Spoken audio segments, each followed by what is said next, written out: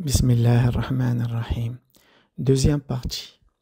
Conférence du maître éducateur Sidi Mohamed Fawzi al-Karkari, Qaddasallahu sirrah. La sagesse divine dans la genèse de la création, à Paris, le lundi 8 mai 2025. Ainsi, la toute première manifestation, même elle, est à niveau multiple. Si nous voulons décrire la manière, nous dirons que la première manifestation qu'Allah nous a révélée est le trône, Al-Arsh, puis le piédestal, Al-Kursi. Ensuite, les cieux, puis les cieux sont apparus les astres, étoiles et planètes. Ensuite sont apparus ce qui reste, la terre, le sol, le fer, les minéraux. Puis sont apparues les créatures que nous considérons comme les deux lourdes charges, Al-Thaqalain, c'est-à-dire les anges, puis les djinns et les humains.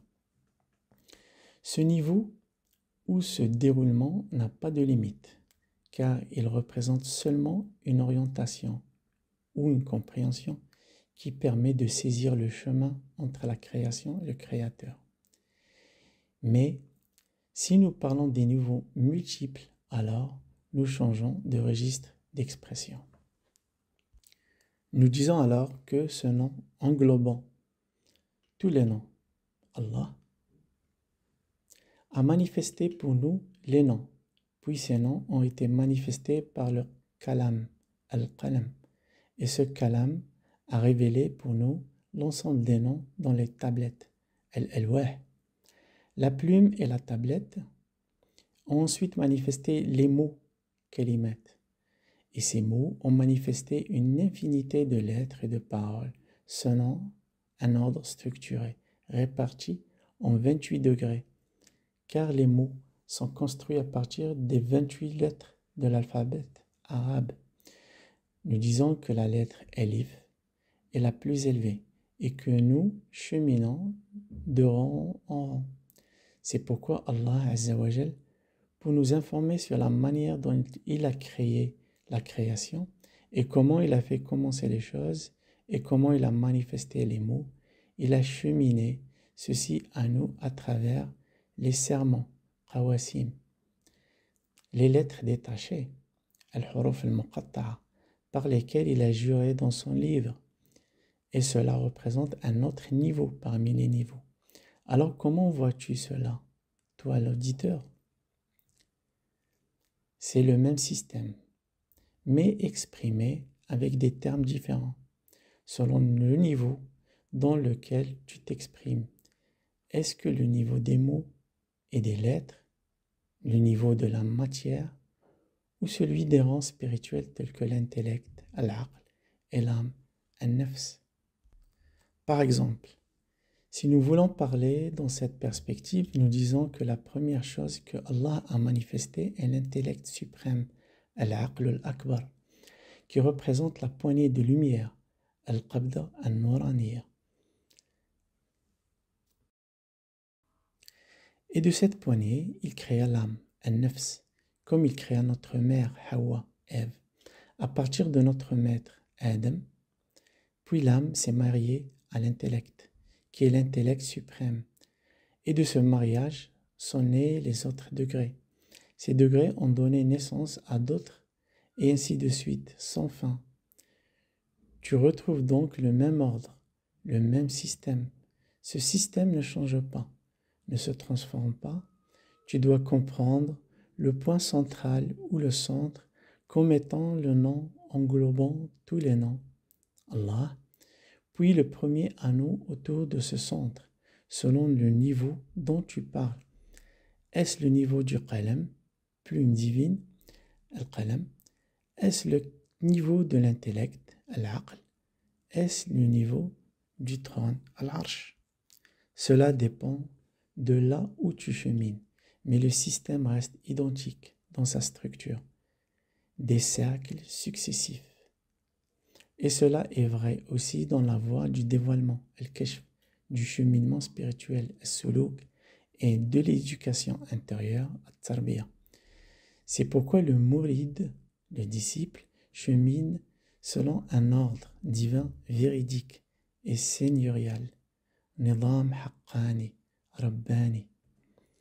Chaque cercle, en comparaison à celui qui le suit, est comme un anneau jeté dans une plaine infinie, et le suivant, à son tour, est comme un anneau dans une plaine, et ainsi de suite. Mais ce rassemblement des noms requiert un ordre, car ce n'est pas toujours un rassemblement au niveau des cieux, ou selon un seul plan. Tout dépend du rang dans lequel l'être agit et de la porte par laquelle il rentre. Est-ce la porte de l'âme? Est-ce la porte de la matière? Ou est-ce la porte de la lettre? Et ainsi de suite. Il faut cheminer à travers ce système, par ces cercles successifs, jusqu'à atteindre la centralité que nous avons désignée comme le nom, englobant tous les noms, Allah, qui est la manifestation de l'essence cachée du trésor, Al-Dhatul Kanziyya. Et c'est seulement après le nom d'Allah que l'on commence à comprendre le sens de l'essence divine qui ne peut être décrite. C'est pourquoi dans ce domaine, le disciple est foudroyé, comme le fut Moïse, Moussa, mais sur lui, paix sur lui. Et lorsqu'il fut foudroyé, puis reprit conscience, il demanda pardon, car il réalisa ce qui signifie cheminer et s'approcher dans la connaissance du Maître, le Tout-Puissant. Il comprit véritablement qu'il n'y a rien qui lui ressemble. Quant à ce discours que nous tenons ici, c'est un discours sur la manifestation de la chose, Ash-Shay'iyya, et comment cette chose est apparue. Dieu dit à propos de la création du monde des apparences, les cieux et la terre formaient une masse compacte. Alors, nous les avons fondus. Sourate Al-Anbiya, verset 30. C'est-à-dire qu'elles étaient une masse scellée, ratq, un point unique. Puis Allah les a fondus, fatq, et il a fait que toute chose chemine selon un modèle en cercle, halaqat. Tout dans l'univers suit ce système de cercles. Chaque particule, chaque atome, chaque niveau, tout suit ce même ordre. Ce qui s'applique au système le plus grand s'applique également au système le plus petit. La loi divine qui régit la création est la même qui s'applique à la transformation d'une créature à une autre, ou la génération d'une créature à partir d'une autre. Et ce processus est toujours sur l'autorité de quand il veut une chose, il lui dit soit, et elle est. Sourate Yasin, verset 82. Ainsi cette chose, Ash-Shay, dans sa dimension de matière, est comme une concrétisation du mot kun, soit. Jusqu'ici, peut-être avons-nous perçu que la loi divine suit un modèle de cercle dans l'infini, selon laquelle la création fut manifestée, que les secrets des noms se sont déployés, que les lettres et les mots sont apparus, et que tout ce qui peut venir à l'esprit de l'être humain est issu de cette loi. Mais la pensée de l'homme est libre selon l'intention avec laquelle il médite et chemine, tandis que le système reste unifié, un système immuable, un système sans changement ni altération, qui chemine à ce niveau précis selon cette structure éternelle. Ainsi, le lien entre le cercle premier et le centre, qui est le nom englobant tous les noms, Allah, ou entre tous les cercles et ce nom, Dieu Azza wa Jal, nous l'a clairement exposé en disant Allah est la lumière, Allahu Nur. Cela signifie que la source première, ce point d'origine, émet la lumière du véridique, qu'il soit glorifié et exalté. Mais cette lumière n'est pas une chose en elle-même. Elle est plutôt ce que Dieu a manifesté en premier. Et c'est par l'apparition de cette lumière que les choses ont commencé à se dévoiler. Et ces choses ne sont pas limitées à la matière. La lumière a révélé l'intellect, aql, l'âme, nafs, les lettres, huruf, les mots, kalimat, puis des phrases, des livres et tout ce qui a été inscrit ou consigné. La lumière a aussi révélé le trône, le siège, les cieux. Comment se dévoilent alors ces concepts à toi? Par cette compréhension que le centre, qui est le nom Allah, Azzawajal, nous a manifesté sa lumière sous forme de cercles. Ces cercles lumineux se déploient aux différents niveaux.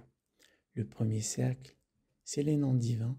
Le second cercle représente l'effet de ces noms, ou comme leur trône à travers laquelle la chose manifeste devient apparente. Ainsi, ces cercles sont reliés au centre, ou plutôt à la plus haute des hauteurs, à un sommet inégalé par la lumière. C'est comme une lampe brillante, Misbah Munir. Allah illumine cette lampe par sa lumière, et par cette lumière, les manifestations commencent à apparaître, les formes, les ordres, les noms, les mots, le tout, selon la mesure divine déterminée par Allah dans le processus de manifestation. Et ces manifestations continuent ainsi, en expansion constante, en élargissement continu, selon ce qu'Allah a voulu et prédestiné. C'est cela la transmission spirituelle, le sarayan.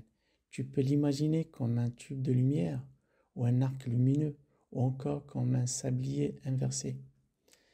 C'est-à-dire un point au sommet d'une pyramide où tu places le nom englobant tous les noms, Allah, et de ce point se déploient les cercles successifs vers les niveaux inférieurs. Mais ces cercles ne soient pas reliés entre eux par quelque chose de matériel ou de tangible. Ils sont reliés uniquement par la lumière. Et à chaque niveau, cette lumière te dévoile de nouveaux cercles. D'abord, les cercles des noms, puis les cercles de l'intellect, puis les cercles du trône, jusqu'à ce que tu arrives progressivement à la plus basse des manifestations, au dernier cercle perceptible. Ainsi, ces cercles de lumière, halaqat nouraniya, qui se déploient dans cet ordre, plus on s'éloigne du premier cercle, plus leur lumière semble s'atténuer ou diminuer. Et plus leur lumière diminue, plus leur lien wasl avec le centre s'affaiblit. Et plus ce lien s'affaiblit, plus l'obscurité, dhulma, s'intensifie. Et plus l'obscurité s'intensifie, plus s'accroît l'éloignement et l'ignorance de ces cercles vis-à-vis de la guidance et du retour à la vérité première, à partir de laquelle Allah Azzawajal les a créés. Ainsi, lorsque Dieu, exalté soit-il, a dit « J'étais un trésor caché » jusqu'à la fin du hadith, et il a dit « par moi », cela signifie « par ma lumière ». C'est donc à ce niveau et selon ce système que Dieu dit « par moi, ils m'ont connu ». C'est-à-dire, j'ai fait connaître mon essence à travers cette création. Pourquoi Dieu nous a-t-il créés? Afin que nous distinguions le créateur de la créature ou de la création, et nous sachions que notre créateur est Allah Azzawajal, et que nous n'avons été créés que pour rester en lien avec lui. C'est pourquoi Dieu, exalté soit-il, dit « Je n'ai créé les djinns et les humains que pour qu'ils m'adorent ». Cela, selon la règle des deux lourdes charges, Thaqalayn, et selon la règle universelle de toute chose, il dit « Et il n'est rien qui ne le glorifie pas par sa louange », ce qui signifie « il ne l'a que pour le tasbih, la glorification ». Alors, comment adores-tu et comment glorifies-tu, toi qui n'es qu'une chose, créée à partir du néant et qui demeure en ton essence néant, sauf si tu relis ton néant à l'éternité de Dieu, le Très-Haut, c'est-à-dire sa lumière, cette lumière qui a circulé en toi et t'a fait exister. C'est pourquoi Dieu, Azzawajal, dit celui qui était mort, puis nous lui avons redonné vie. Qui est celui qui donne la vie? C'est qui? C'est Allah. Il est le vivant, qui ne meurt jamais. Il s'est manifesté à toi par un de ses noms sublimes, El-Hayy, le vivant. Il t'a donné vie. Comment t'a-t-il vivifié? Il t'a donné une lumière avec laquelle tu chemines parmi les gens. Autrement dit, si tu marches avec la lumière d'Allah parmi les hommes, tu reconnais d'où tu viens et vers où tu vas. Tu chemines avec la lumière d'Allah, celle-là même qui t'a manifesté et t'a donné l'existence. Et tu réalises que tu as été créé d'une alaqa, goutte de sang suspendue. Cette alaqa provenant du ventre d'une mère, du dos d'un père, puis du père de ce père, puis du grand-père, jusqu'à ce que tu reconnaisses que tu as été créé à partir d'Adam. Comment cette connaissance t'est parvenue? Elle t'est parvenue par l'intellect suprême, Al-Aql al-Akbar, qui t'a révélé cette loi, ce modèle symbolique, Mithal Bayani, le modèle de l'intellect prophétique, l'intellect du messager, sallallahu alayhi wa sallam. Ce que nous pouvons désigner plus largement comme l'intellect des prophètes. Et c'est pour cela que Dieu nous a envoyé les prophètes et les messagers, pour nous faire connaître Allah, pour nous faire comprendre pourquoi il nous a créés, comment il nous a créés et comment renouveler notre lien avec celui qui est lui-même en lien avec nous et dont la reliance wasl vers nous est permanente. Mais si tu dis « nous avons été créés ainsi, simplement », alors tu te places dans un cercle d'illusions et d'égarements. Tu ne sais même pas, selon la voie de la science, quelle est ta réalité, ni qui tu es réellement. Si ta réalité repose uniquement sur le fait d'être un mâle ou une femelle, alors tu t'arrêtes à ce niveau. Si ta réalité repose uniquement sur ton appartenance à l'espèce humaine, alors tu t'arrêtes dès que tu atteins l'adamique. Mais si tu poursuis ce voyage en quête de ta réalité, tu ne t'arrêteras qu'auprès d'Allah. Tu ne trouves aucun référent ultime et ton flux et ton lien ne trouvent d'achèvement que lorsque tu retournes à Allah. Si tu t'adresses à toi-même en tant que nafs, âme, tu découvres que tu es une âme qui s'est apaisée auprès de son Seigneur et qui est retournée à lui, satisfaite et agréée. Si tu te reconnais en tant qu'intellect, tu sauras que cet intellect est une lumière venue du tout miséricordieux, Rahman. Et si tu te perçois à travers ton nom, qu'il soit Ahmed, Mohammed, Saïd ou tout autre, tu comprendras que tu es issu d'une réalité constituée de l'être et que cette lettre fait partie des 28 degrés de l'être jusqu'à qu'elle remonte au plus haut des lettres, l'élif, par lequel tu reviens en nom englobant tous les noms, Allah. C'est alors que tu reconnaîtras ton origine véritable. Ainsi, Allah nous a créés pour nous manifester son trésor, pour nous dévoiler son secret et sa connaissance. Que voulait-il donc dans notre création?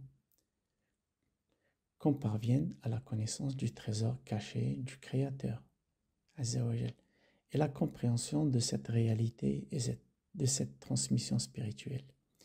Il nous a ainsi investis de cette connaissance en tant que calife sur terre. Il a créé et l'a fait califat, lieutenant successeur sur terre. Mais dans quoi Allah veut-il que l'homme le représente sur terre? Il veut qu'il le représente à travers cette loi, ce système divin. Il lui est donc assigné un arbre. C'est pourquoi même le prophète sallallahu alayhi wa sallam nous a décrit cette réalité en disant « Lorsque le serviteur meurt, ses œuvres s'interrompent, sauf trois, une science utile, un enfant vertueux qui prie pour lui et une aumône continue. Cela reflète une vision structurée en 3 niveaux. La première perspective est celle de la science. Mais la science ne mérite ce nom que si tu la relis en nom Al-Alim, le savant. Ce n'est qu'alors que tu deviens véritablement dépositaire de l'arbre de la science et que tu transmets cet arbre après toi. Par ce lien, tu reviens vers Allah, portant avec toi un attribut du véridique, qui est le savoir, et tu retrouves alors ton apaisement auprès de ton Seigneur. Ainsi, tu deviens le successeur de cette loi par laquelle Allah t'a investi sur cette terre, sur sa terre. Quant à l'aumône continue, Sadaqa Jariya, qu'est-ce qu'elle signifie? C'est une aumône exempte de toute recherche du profit égotique, entièrement consacrée à Allah. Par ce geste, tu as retourné tes actes et ton système vers Allah entièrement. Tu as agi sans en recherchant quoi que ce soit d'autre que la face d'Allah. Tu as donc posé un acte qui continue de couler, comme réparer un chemin, creuser un puits ou autre action utile. Tu as ainsi rendu ce geste à Allah dans la pleine justesse du retour. Ceci représente un second aspect qui obéit au même système, car en agissant ainsi, tu comprends cette loi et tu construis ton cercle et ton orbite sur terre, que tu renvoies à Allah, Azza wa Jal. Quant à l'enfant vertueux qui prie pour toi, c'est un commandement. Tu dois laisser après toi un enfant qui hérite de ta vertu, c'est-à-dire que tu dois planter la graine de la droiture dans ton enfant. Ou si tu es enseignant ou éducateur, tu éduques les générations dans la droiture. Et la droiture, salah, c'est l'alignement, la rectitude et le retour vers l'origine. Ainsi, tous ces cercles sont reliés par la droiture et par la corde descendue de la part d'Allah qui relie jusqu'à la dernière boucle. Ces cercles sont comme des fils de lumière, solidement tissés les uns aux autres, connectés à Allah. Si tu veux réellement être le représentant du véridique al-haq dans la création, tu dois cheminer selon ce système. Et si tu détournes ce système vers toi-même et que tu t'en attribues le mérite, alors tu prétendu avoir un pouvoir de création autonome et tu revendiques une loi propre à toi seul, ce qui constitue un déséquilibre dans ta croyance et une rupture dans ton lien avec ton Seigneur. Car Allah a créé toute la création selon ce système. Il a créé l'être humain doué de raison au plus haut niveau, parce qu'il a manifesté à travers le nom englobant tous les noms, Allah, et qu'il a enseigné par cette forme même les plus beaux noms, Asma Allah al-Husna. C'est pourquoi, lorsqu'Allah créa Adam, il dit qu'il lui enseigna tous les noms. Il ne dit pas il lui enseigna le nom Al-Alim, le savant, car ce nom particulier fera apparaître uniquement l'attribut de la science en Adam. Mais ici, dans le verset, il lui enseigna tous les noms, sans exception. Or, quel est le nom qui réunit en lui tous les noms? C'est le nom englobant tous les noms, notamment le nom d'Allah Azza wa Jal. Ainsi, Allah s'est manifesté à l'homme par le plus élevé de ses noms, Allah. C'est pourquoi l'être humain a été rendu digne de représenter Allah sur terre. S'il s'était manifesté à lui uniquement à travers l'un de ses autres noms, alors l'homme n'aurait été représentant calife que dans le cadre de son nom spécifique. Mais du moment qu'Allah s'est manifesté à lui par le nom englobant tous les noms, Allah, alors il est devenu légitime que le serviteur soit le successeur de son maître dans la totalité des noms, à condition qu'il maîtrise ce système, qu'il en détienne la science et qu'il soit en lien, wasl, avec cette loi. S'il ne rompt pas le lien de manifestation entre lui et le maître, alors il est sur la voie de la vérité. Ainsi Allah a créé le serviteur afin qu'il soit connaissant, arif, d'une science préexistante dans l'éternité. Et parce qu'il s'est manifesté à lui par son nom suprême, Allah, il a rassemblé en cet être toute la totalité des noms. C'est pourquoi il nous a fait témoigner contre nous-mêmes autant de bela. Ne suis-je pas votre Seigneur?